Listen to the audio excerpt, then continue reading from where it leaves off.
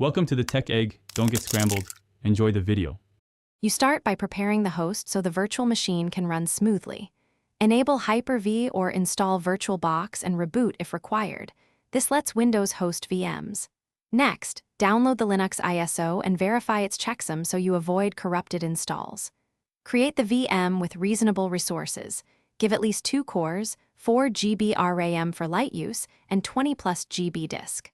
Once done, attach the ISO to the VM's virtual optical drive and set network to NAT or bridged. Power on the VM and boot from the attached ISO. When the installer launches, choose your language and installation type. Follow prompts to create a user, set a strong password, select time zone and partition. Use guided LVM if unsure. Make sure to install OpenSSH if you plan to SSH into the guest. After the base install, immediately install the VM's guest additions or tools so the display resizes, clipboard works between host and guest, and shared folders become available for easy file transfer. Finish by updating the system and installing essential packages. For Debian/Ubuntu, run the update and upgrade commands and reboot if a new kernel was installed.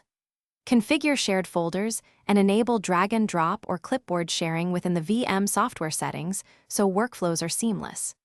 If you encounter issues, no network, boot loop, or blank display, first confirm virtualization is enabled in firmware. Then verify the ISO checksum and switch the VM's network adapter type.